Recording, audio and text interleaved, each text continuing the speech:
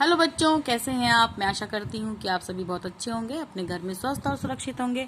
तो आज हम आपको हिंदी व्याकरण का चैप्टर नंबर 1 संज्ञा पढ़ाएंगे। तो पढ़ना शुरू करते हैं। निम्नलिखित वाक्यों को पढ़िए।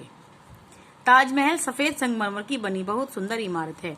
यह आगरा में स्थित है। इसे मुगल बादशाह शाहजहां ने अपनी बेगम मुमताज की याद में बनवाया था। इसकी गिनती संसार के 7 आश्चर्यों में होती है। हर साल हजारों पर्यटक इसे देखने भारत आते हैं। इन वाक्यों में बच्चों रंगीन लिखे शब्द व्यक्ति, वस्तु, नगर आदि के नाम है। देखिए, है ना।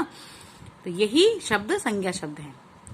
संज्ञा की परिभाषा: किसी व्यक्ति, प्राणी, वस्तु, स्थान या भाव के नाम को संज्ञा कहते हैं। ठीक है, ये सभी आपको सबको ये याद ही है।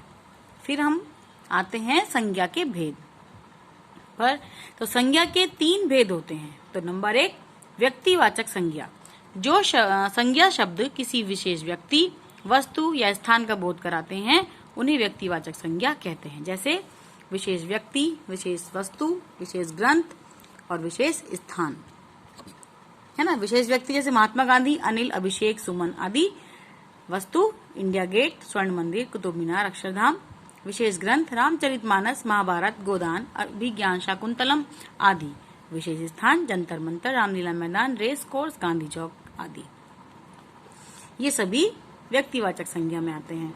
उसके बाद आता है नंबर 2, जातिवाचक संज्ञा। तो बच्चों, जो संज्ञा शब्द अपनी संपूर्ण जाति या वर्ग का बोध कराते हैं उन्हें जातिवाचक संज्ञा कहते हैं। जैसे आदमी, औरत, दुकानदार, अध्यापक, छात्र, स्कूल, कुर्सी, कबूतर, बकरा, गधा, मकान आदि। ये सभी क्या हैं? एक जाति का बोध कराते हैं। इन्हें बोलने पे पूरी दुकानदार, जैसे अगर हम बोलें दुकानदार तो बहुत सारे होते हैं ना। तो इसी तरह से अध्यापक, छात्र, ये सभी एक समूह का, एक जाति का या वर्ग का भाव प्रकट होता है इनके पढ़ने से, है ना। ये उसका बोध कराते हैं, इसलिए ये जातिवाचक है। जातिवाचक संज्ञा के 2 इंपॉर्टेंट पॉइंट हैं। जातिवाचक संज्ञा किसी विशेष व्यक्ति का, वस्तु का बोध नहीं कराती। जातिवाचक का नाम सुनकर उस जैसे बहुत से व्यक्तियों या वस्तुओं का ध्यान आता है। ठीक है। उसके बाद बच्चों आता है आपका नंबर 3, भाववाचक संज्ञा। जो संज्ञा शब्द किसी गुण, दोष, स्वभाव या अवस्था का बोध कराते हैं उन्हें भाववाचक संज्ञा कहते हैं। जैसे गुण: सत्य, दया, प्रेम, स्नेह, सहानुभूति, साहस, वीरता, परोपकार, सुगंध, ईमानदारी, भलाई, सज्जनता आदि। ठीक है। उसके बाद आपका आता है दोष: असत्य, बुराई, नीचता, गिरावट, झूठ, मक्कारी, चोरी, बेईमानी, कायरता आदि। ये सभी दोष हैं। अवस्था: जैसे बुढ़ापा, जवानी, बचपन, यौवन, स्वास्थ्य, बीमारी आदि। तो ये सभी भाववाचक संज्ञा के अंतर्गत आते हैं। भाववाचक संज्ञा मन का भाव होती है ना। तो भाववाचक संज्ञा को ना तो देखा जा सकता है और ना ही छुआ जा सकता है। इसे केवल अनुभव किया जा सकता है ना। क्योंकि ये एक फीलिंग होती है और फीलिंग किसी को दिखा नहीं सकते कितनी है, कम है, ज्यादा है। उसके बाद आता है भाववाचक संज्ञा का कोई आकार या रूप नहीं होता, है ना। भाववाचक संज्ञा को गिना भी नहीं जा सकता। इसकी कोई क्वांटिटी थोड़ी ना होती है। कोई कितना सत्य बोल सकता है, कितने दया कर सकता है, इसकी कोई माप नहीं है। ठीक है। फिर बच्चों, संज्ञा के कुछ अन्य भेद भी हैं। कुछ विद्वान उपरोक्त के अतिरिक्त संज्ञा के 2 और भेद मानते हैं। वो कौन कौन से हैं? नंबर 1, द्रव्यवाचक संज्ञा। तो जो संज्ञा शब्द किसी द्रव्य या पदार्थ का बोध कराते हैं उन्हें द्रव्यवाचक संज्ञा कहते हैं। जैसे लोहा, सोना, चांदी, पीतल, तांबा, मिट्टी, जल, वायु, दूध आदि। ठीक है। तो ये सभी क्या हैं? एक द्रव्य है ना, कोई पदार्थ है। तो ये सभी द्रव्यवाचक संज्ञा के अंतर्गत आते हैं। उसके बाद है नंबर 2, समूहवाचक संज्ञा। जो संज्ञा शब्द अनेक व्यक्तियों या प्राणियों के समूह का बोध कराते हैं उन्हें समूहवाचक संज्ञा कहते हैं। जैसे कक्षा, भीड़, सभा, जनता, सेना, पुलिस, परिवार। तो इसमें क्या होता है, अगर हम बोले परिवार, तो परिवार में कोई एक व्यक्ति नहीं रहता, उसमें कई लोगों को रहना होता, मतलब कई लोग जहाँ रहते हैं एक साथ इकट्ठे परिवार होता है ना। तो वहां पे एक तो नहीं है ना, तो परिवार में कोई समूह है। सभा बहुत सारे लोगों के साथ होती है, जनता बहुत सारी होती है।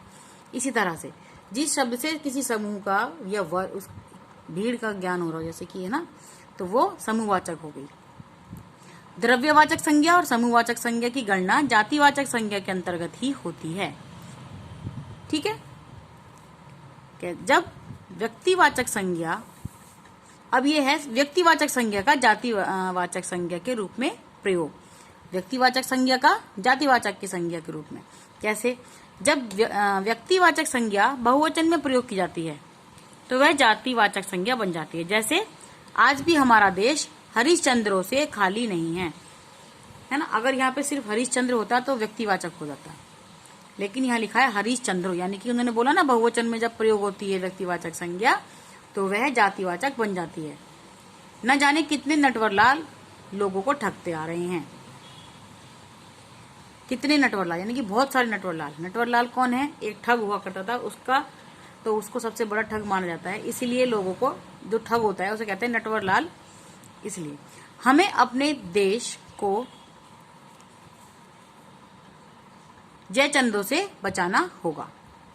जयचंद एक मतलब खराब आदमी होता है ना, उसको उपाधि मिली हुई थी, तो इसलिए जयचंदों से बचाना होगा, है ना। विदेशी आक्रमण के समय विभीषणों की चांदी हो जाती है। विभीषणों की चांदी मतलब जो लोग अपने घर का भेद दूसरों को देते हैं उसे कहते हैं विभीषण। तो विदेशी जब आक्रमण होते हैं तो लोग क्या करते हैं? दूसरों को बता देते हैं, तो उनकी चांदी जाती है, उनको पैसे मिलते हैं बताने के बदले में। ठीक है, जैसे हरिश्चंद्र, नटवरलाल, जयचंद, विभीषण व्यक्तिवाचक संज्ञाएं हैं, लेकिन उपरोक्त वाक्यों में इनका प्रयोग बहुवचन में हुआ है, इसलिए ये जातिवाचक संज्ञा बन गई है। ठीक है बच्चों, अब है भाववाचक संज्ञा का जातिवाचक संज्ञा के रूप में प्रयोग। पहले व्यक्तिवाचक का, अब भाववाचक का। भाववाचक संज्ञा भी जब बहुवचन में प्रयोग होती है तो वह जातिवाचक संज्ञा बन जाती है। जैसे लोगों के असंख्य बलिदानों के कारण ही देश को आजादी मिली। बलिदान एक भाव है, बलिदानों तो बन गया जातिवाचक संज्ञा। बच्चे का पालन पोषण करने में माँ के त्यागों की गिनती नहीं की जा सकती। त्यागों, है ना, इसलिए ये जातिवाचक बन गया। हमारे समाज में घरेलू हिंसाओं की कहानियां दिल को दहला देती हैं। ठीक है, यहाँ भी बहुवचन में है तो ये बन गया भाववाचक। सामान्य रूप से बलिदान, त्याग, हिंसा भाववाचक संज्ञाएं, लेकिन यहाँ पे बहुवचन के रूप में प्रयोग होने के कारण जातिवाचक संज्ञाएं बन गई हैं। ठीक है ना, भाववाचक से जातिवाचक में आपने देखा किस तरह से कन्वर्ट हो जाता है बहुवचन में प्रयोग होते ही। उसके बाद है जातिवाचक संज्ञा का व्यक्तिवाचक संज्ञा के रूप में प्रयोग। कई बार जातिवाचक संज्ञा व्यक्तिवाचक संज्ञा के रूप में प्रयोग होने लगती है। जैसे भारत के लोग बापू का बहुत सम्मान करते हैं। अब बापू क्या है भाई, पापा को बापू भी कहते थे पहले, आजकल नहीं कहते। तो वो क्या हो गया, एक वर्ग हो गया ना, एक समूह हो गया, मतलब जाति का बोध करा रहा है। लेकिन यहाँ पे बापू क्या है, गांधी जी की बात कर रहे हैं। पर्टिकुलर एक उन्हें उपाधि मिली थी बापू की, इसीलिए यहाँ पे वो क्या बन गए, व्यक्तिवाचक बन गए। नेहरू स्वतंत्र भारत के पहले प्रधानमंत्री बने। नेहरू की पहचान है, उनको सिर्फ नेहरू नाम बोलने से ही हमें हमारे मन में छवि आती है पंडित जवाहरलाल नेहरू की, इसीलिए वो यहाँ पे क्या बन गए, व्यक्तिवाचक बन गए। आज हम लोग पुरी जा रहे हैं, तो यहाँ पे पुरी तो नहीं लिखा ना, लेकिन पुरी का मतलब हमें पता है जगन्नाथपुरी को ही लोग पुरी कहते हैं, इसलिए यहाँ पे वो व्यक्तिवाचक बन गया।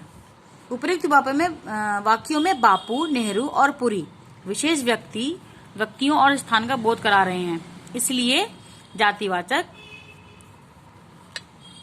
होते हुए भी ये व्यक्तिवाचक संज्ञाएं बन गई हैं। ठीक है बच्चों, अब आता है बच्चों भाववाचक संज्ञा के भेद। भाववाचक संज्ञा के दो भेद होते हैं भाववाचक संज्ञा के। नंबर 1 मूल भाववाचक संज्ञा।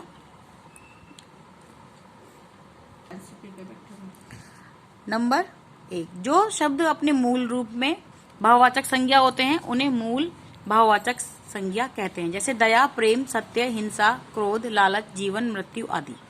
ठीक है, ये हमारा नंबर 1 हो गया। नंबर 2 व्युत्पन्न भाववाचक संज्ञा।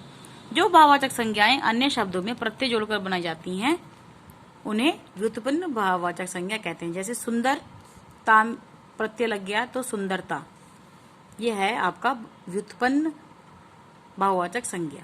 साफ में आई, सफाई, काला, ईमा, कालीमा, दूर, ई दूरी। तो ये हमारी बन गए व्युत्पन्न भाववाचक संज्ञा। अब भाववाचक संज्ञा की रचना। व्युत्पन्न भाववाचक संज्ञा की रचना निम्नलिखित शब्दों से की जाती है। व्यक्तिवाचक से कैसे होगी? नेहरू, नेहरूवाद। नेहरूवाद ये एक भाव हो गया। मार्क्स, मार्क्सवाद। गांधी, गांधीवाद। अंबेडकर, अंबेडकरवाद। ये व्यक्ति हैं अंबेडकर, गांधी, नेहरू, मार्क्स, लेकिन जब इनके आगे वाद लग गया तो ये एक भाववाचक संज्ञा में परिवर्तित हो गए। ठीक है। उसके बाद जातिवाचक संज्ञा से भाववाचक कैसे बनेगा? कवि एक जाति है, हमने लिखा कवित्व, तो भाववाचक बन गया। स्त्री, स्त्रीत्व। बच्चा, बचपन। युवक, यौवन। मित्र, मित्रता। नौकर, नौकरी। भाई, भाईचारा। ये भाव बन गए। इधर मानव, मानवता। लड़का, लड़कपन। इंसान, इंसानियत। पुरुष, पुरुषत्व। सेवक, सेवा। ये सभी भाव बन गए जातिवाचक से। ठीक है। उसके बाद सर्वनाम शब्दों से भी भाववाचक संज्ञा बनती हैं। कैसे? अपना, अपनापन। निज, निजता या निजत्व। आप, आपा। पराया, परायापन। स्व, स्वत्व। सर्व, सर्वस्व। ठीक है बच्चों, तो ये सर्वनाम शब्दों से भाववाचक संज्ञा बन गई। फिर है आपका विशेषण से। विशेषण से कैसे बनेगी? ऊंचा, ऊंचाई, भाववाचक बन गया। बुरा, बुराई। महान, महानता। भला, भलाई। सफेद, सफेदी। गरीब, गरीबी। सुखी, सुख। कमजोर, कमजोरी। अच्छा, अच्छाई। गहरा, गहराई। निडर, निडरता। चतुर, चतुराई। नीला, नीलिमा। वीर, वीरता। दुखी, दुख। छोटा, छोटापन। तो यहाँ विशेषण से भाववाचक संज्ञा बन गई। अब क्रिया से भी बनती है। कैसे? लड़ना, लड़ाई। लड़ाई एक भाव है ना। चढ़ना, चढ़ाई। गिरना, गिरावट। सड़ना, सड़न। धोना, धुलाई। खोदना, खुदाई। दौड़ना, दौड़। चुनना, चुनाव। बनाना, बनावट। रपटना, रपटन। उतरना, उतराई। कमाना, कमाई। खोजना, खोज। बहना, बहाव। ये सभी जो हैं भाव बन गए हैं। ठीक है। क्रिया से भाव बने हैं। ठीक है ना। अब है अव्ययों से भाववाचक संज्ञा कैसे बनती है? देखिए, नजदीक। कुछ भाववाचक संज्ञा अव्यय से बनी है। जैसे क्रिया ये होती है नजदीकी। शीघ्रता, समीप, समीपता। मना, मनाही। जल्दी, जल्दबाजी। निकट, निकटता। दूर, दूरी। वाह, वाह, वाही।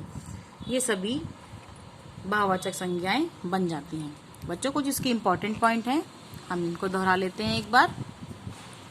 किसी व्यक्ति, प्राणी, वस्तु, स्थान या भाव के नाम को संज्ञा कहते हैं, है ना। फिर है भाववाचक संज्ञा को ना तो देखा जा सकता है और न ही छुआ जा सकता है, इसे केवल अनुभव किया जा सकता है। द्रव्यवाचक संज्ञा, समूहवाचक संज्ञा की गणना जातिवाचक संज्ञा के अंतर्गत ही होती है। द्रव्यवाचक और समूहवाचक, इनकी गणना जातिवाचक के अंतर ही होती है। जब व्यक्तिवाचक संज्ञा बहुवचन में प्रयोग होती है तो वह जातिवाचक बन जाती है ना। जैसे हरिश्चंद्र बताया था ना। भाववाचक संज्ञा भी जब बहुवचन में प्रयोग की जाती है तो वह जातिवाचक बन जाती है। ठीक है। तो ये इसके इम्पोर्टेंट पॉइंट है, आप इनको लर्न करेंगे और अच्छे से देखेंगे कि कौन सी संज्ञा से बहुवचक संज्ञा बनी। ये आपको अच्छी तरह से लर्न करना है, समझना है इस लेसन को। तो मैं आशा करती हूँ आपको ये चैप्टर अच्छे से समझ आ गया होगा। ठीक है बच्चों, ओके बाय।